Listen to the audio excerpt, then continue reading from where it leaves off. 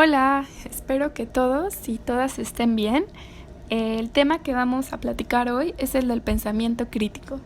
Y bueno, ¿por qué pensamiento crítico? Pues como científicos sociales y bueno, también en general como personas, estamos pensando todo el tiempo. Estamos pensando cuando estamos analizando los sistemas políticos, la cultura, pensamos cuando estamos discutiendo en clase o teniendo un debate, estamos pensando pues hasta cuando nos estamos peleando en redes sociales. Entonces la idea es aquí si de verdad se han preguntado, se han detenido a preguntarse si su pensamiento es crítico. Pues esa es la idea un poco de este video, ¿no? Que puedan someter sus ideas a estos estándares. Y bueno, para esto primero hay que ver qué es el pensamiento crítico. Una definición aquí que se propone es que el pensamiento crítico es un modo de pensar, puede ser sobre cualquier tema, cualquier contenido o problema, y es un modo de pensar en el cual nos apoderamos de las estructuras inherentes del acto de pensar y las sometemos a los estándares intelectuales. Bueno, es importante que nos demos cuenta que pues todas estas normas siempre van a estar marcadas por la lógica. Por lo tanto, hablar de un pensador crítico es hablar de un pensador guiado por la lógica. Y bueno, podemos detenernos un poco en esta idea del pensador crítico. Entonces, ¿quién sería un pensador, una pensadora crítica? Pues sería alguien que, uno, formula problemas y preguntas vitales con claridad y con precisión. Alguien que acumula y evalúa información relevante, pero pues no nada más por acumular, sino que utiliza ideas para interpretar esta información y procesarla. También llega a conclusiones y soluciones, siempre probando estas soluciones bajo ciertos criterios y piensa con una mente abierta. Y también reconoce y evalúa los supuestos, las implicaciones y las consecuencias prácticas de sus ideas. Entonces, esta persona, pues también al idear soluciones a problemas complejos, las comunica efectivamente, que pues justo ese es el objetivo de este curso. Y bueno, todo esto quiere decir que como pensadores críticos, nosotros siempre debemos cuestionar la información que estamos consumiendo. Hay que preguntarnos si el texto con el que nos encontramos tiene argumentos adecuadamente sustentados. Y si los autores de estos textos son capaces de probar sus conclusiones. Entonces, aquí un poco lo que el pensamiento crítico nos invita a hacer es ser escépticos ante toda la información que recibimos. Y pues esto incluye así todo, ¿no? Pueden ser las noticias que leemos, las lecturas que nos dejan en la clase, incluso puede ser lo que nos están diciendo los y las profesores que tenemos enfrente. Y pues aquí lo importante no es quién lo está diciendo, sino cómo lo está diciendo y si eso que está diciendo está adecuadamente sustentado. Entonces aquí vamos a ver un poco cómo es un argumento correcto, ¿no? Y bueno, también para esto hay que recordar otra vez, ¿no? Que los argumentos son sistemas lógicos y que lo importante cuando escribimos un texto o lo estamos leyendo es recordar esto, como someterlo a los sistemas lógicos, ¿no? Entonces, algunas características que nos pueden ayudar a la hora de cuestionar a los textos que estamos leyendo o escribiendo son estas que voy a enunciar ahorita. Y bueno, la primera característica sería que todo argumento tiene un propósito. Entonces aquí podemos preguntarnos si podemos ubicar con claridad el propósito del texto, ¿no? Acuérdense que al escribir es importante que escojan propósitos realistas, es decir, un propósito realista es uno que podemos alcanzar y que sean importantes, ¿no? Entonces ya lo habíamos comentado en clases anteriores, pues para escribir un ensayo de 5 cuartillas no vamos a preguntarnos qué es la guerra ni tratar de encontrar como el hilo negro, ¿no? Propósitos realistas. Y bueno, otra es que todo argumento intenta solucionar un problema o resolver una pregunta. Entonces, ustedes cuando leen son capaces de identificar el objetivo del texto y aún más importante, cuando escriben se están planteando un objetivo claro y alcanzable también. Bueno, esto igual ya lo hemos comentado bastante, ¿no? El siguiente es que todo argumento se fundamenta en supuestos.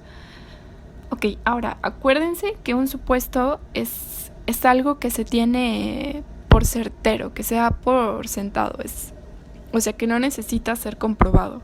Entonces, cuando el supuesto tiene como, pues es evidente y no requiere ser demostrado, se convierte en un axioma. Por ejemplo, la ciencia se basa en axiomas, ¿no? Que son así como verdades incuestionables y son universalmente válidas y son utilizadas como principios en la construcción de una teoría o como base para una argumentación. Entonces, pues creo que igual como estudiantes de ciencias sociales, esto de las verdades incuestionables y universalmente válidas puede parecernos un poco, bueno, a mí me parece un poco raro como hablar de verdades incuestionables dentro de nuestro campo de estudio, pero creo que, por ejemplo, podemos verlo aquí lo menciona, ¿no? Como que son principios en la construcción de una teoría. Entonces podemos pensar en el marxismo, ¿no? ¿Cuáles son los principios sobre los que se construye la teoría marxista? Pues tiene una visión materialista de la realidad, ¿no? Entonces, siempre que estemos leyendo un texto marxista o teniendo una discusión con un marxista, hay que recordar que esa persona está viendo la realidad a través de un lente materialista, ¿no? Entonces, pues también, no sé, si vemos otras teorías van a ser más constructivistas y van a ver la realidad a partir de diferentes lentes, ¿no? Entonces, la idea aquí es que podamos encontrar estos supuestos a través de los cuales se están construyendo o se basan las teorías de los textos que estamos leyendo, ¿no? Entonces, aquí lo que ustedes se pueden preguntar es si son capaces de identificar los supuestos de una teoría cuando leen el texto, ¿no?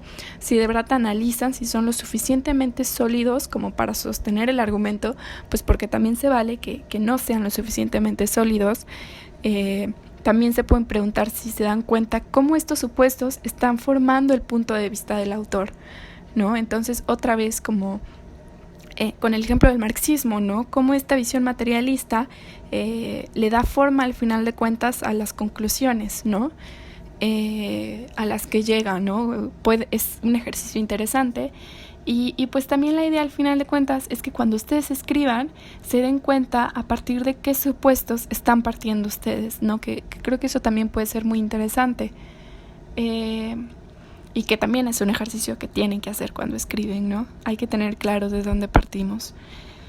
Bueno, la siguiente característica, ya ir más rápido un poco, es que todo razonamiento se fundamenta también en datos, en información y en evidencia, como lo queramos llamar. Es importante que siempre observemos si las afirmaciones están debidamente apoyadas por los datos, ¿no?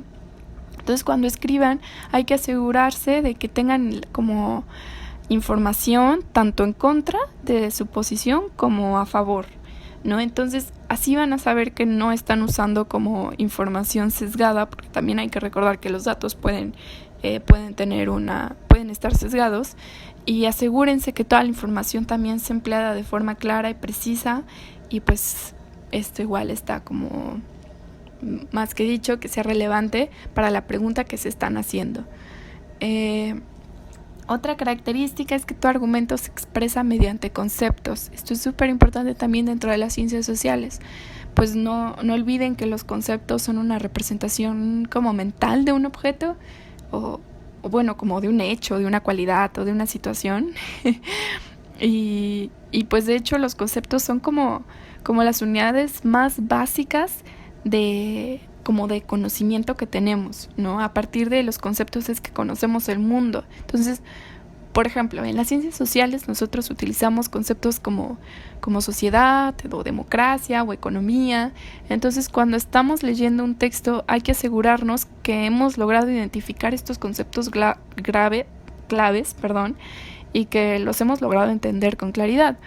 O por otra parte, cuando estamos escribiendo hay que asegurarnos que los conceptos con los que estamos trabajando los estamos utilizando con consistencia. Entonces esto igual ya lo llevamos repitiendo, ¿no? Que no hay que darle diferentes significados a una sola palabra, a un solo concepto a lo largo del texto, ¿no? Hay que tener consistencia. Y bueno, otra característica es que todo argumento contiene inferencias por las cuales se llegan a conclusiones.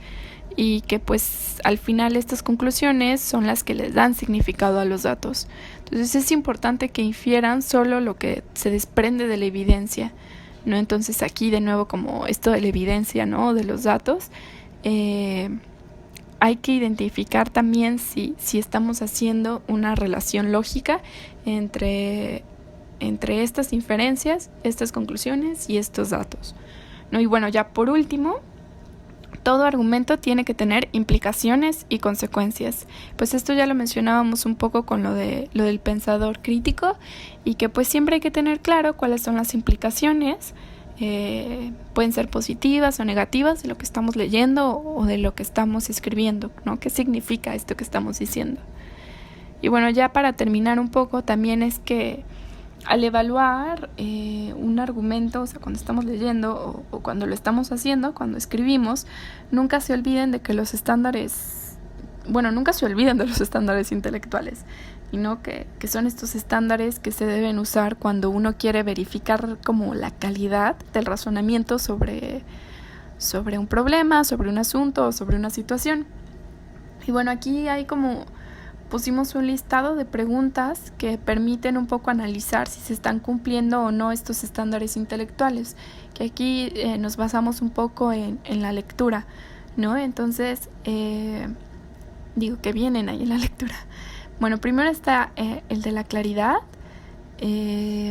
Bueno, que no les voy a leer las preguntas para que tampoco sea tan... que no sea tan desgastante.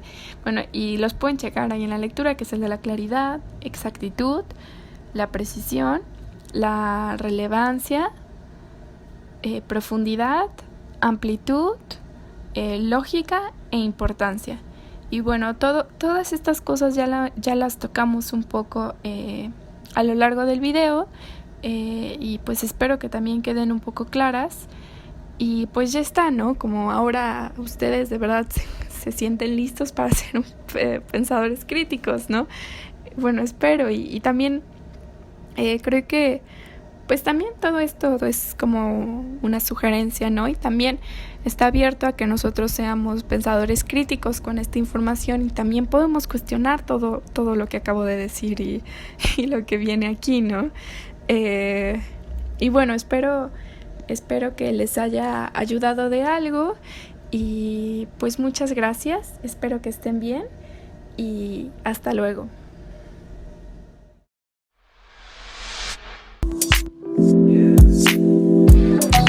Yes.